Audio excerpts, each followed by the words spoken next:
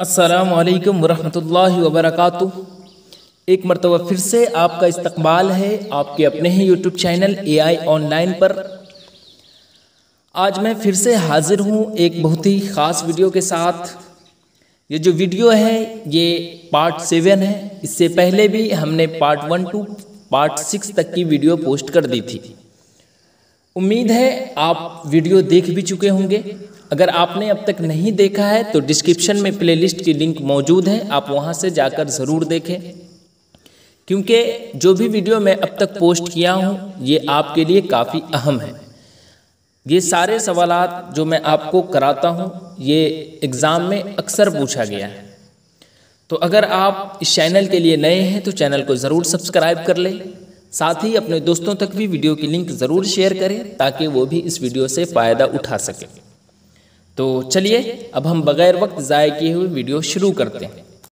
तो देखिए सवाल नंबर 1 है कि हम्द में किसकी तारीफ़ बयान की जाती है? हुक्मरान वक्त की, बुज़ुर्गान दीन की, अल्लाह ताला की या फिर हुज़ूर पाक सल्लल्लाहु अलैहि वसल्लम की? तो हम्द में जो है वो किसकी तारीफ़ बयान की जाती है? अल्लाह ताला की। उसी तरह नात में किसकी तारीफ़ बयान की जाती है? तो हुज़ूर पाक सल्लल्लाहु अलैहि वसल्लम की। उसी तरह मुनक़बत और कसीदा में किसकी तारीफ़ बयान की जाती है? ये आप कमेंट में बताएं। आगे देखिए, कायनात की तख्लीक किसने की है? अल्लाह ने, रसूल ने, पैगंबर ने या फिर फरिश्ता ने? तो आपको मालूम होगा कि अल्लाह ने।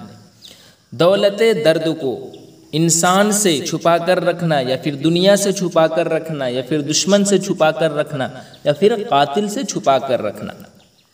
तो इसका सही जवाब क्या होगा? दौलत दर्द को दुनिया से छुपा कर रखना। और ये किनके गज़ल का मिसरा है? तो ये है अहमद फराज के गज़ल का मिसरा। आगे है, खड़ा डिनर किसकी लिखी हुई नज़्म है? दिलावर फगार, अकबर इलाहाबादी, सैयद मोहम्मद जाफरी या फिर रज़ा नकवी वाही? तो आपको मालूम होगा कि सैयद मोहम्मद जाफरी का खड़ा डिनर एक नज़्म है। आपके नसाब में कुल मिलाकर 6 नज़में पढ़नी है, जिसमें से खड़ा डिनर एक ज़रीफ़ाना नज़्म है जिसके मुसन्निफ़ है सैयद मोहम्मद जाफरी। आगे देखिए सवाल नंबर 5, अब्दुल गफ़ूर शहबाज ने किसके नाम ख़त लिखा? बेटी अकबरी के नाम, बेटी सुगरा के नाम, दोस्त के नाम या फिर चचा के नाम? तो आपको मालूम होगा कि अब्दुल गफ़ूर शहबाज साहब जो थे वो अपनी बेटी सुगरा के नाम जो है वो एक ख़त लिखा था, इसलिए इसका सही जवाब ऑप्शन बी है। दर्ज झैल में कौन सी नज़्म चकबस्त की है? मुनाज़िर फ़ितरत, हम नौजवान हैं, जमुना की लहरें या फिर बिजली का खंबा? तो आपको मालूम होगा कि मुनाज़िर फ़ितरत जिसके मुसन्निफ़ कौन है? पंडित बरज नारायण चकबस्त, इसलिए इसका सही जवाब ऑप्शन अलिफ है। ऑप्शन में मुनाज़िर क़ुदरत भी रह सकता था तो जवाब सेम ही होता। तसलीसे हयात किसका शेरी मजमुआ है? निदा फाजली, यगाना चंगेज़ी, परवेज़ शाहिदी या फिर मिराजी? तो तसलीसे हयात किसका शेरी मजमुआ है? तो इसका सही जवाब है परवेज़ शाहिदी का। मिर्ज़ा गालिब का इंतकाल कहाँ हुआ?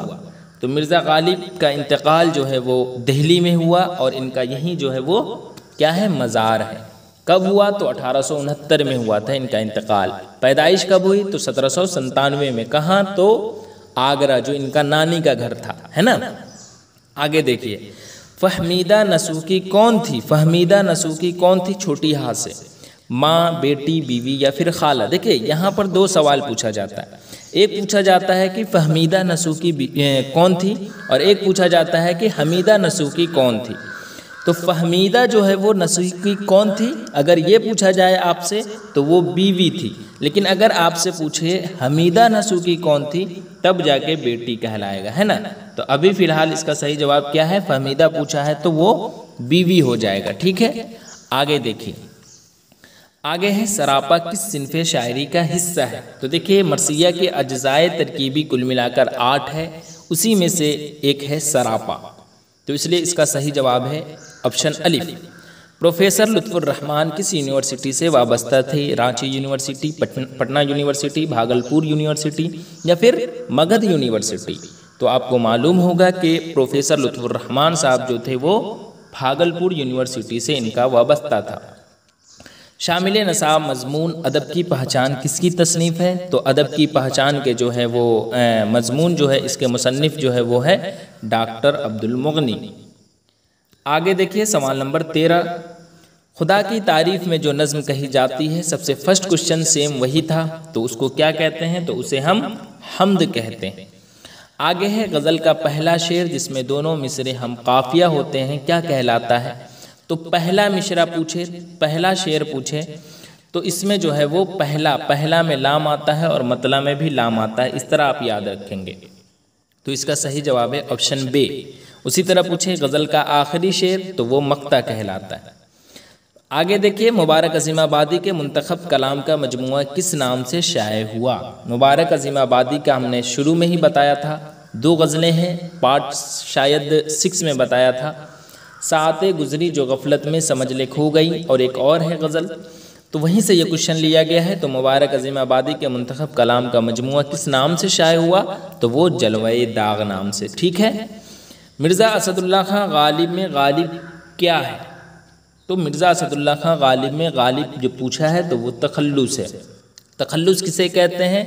तो तखल्लुस शायर शायरी में एक छोटा सा नाम इस्तेमाल करता है, उसे ही हम क्या कहते हैं? तखल्लुस कहते हैं।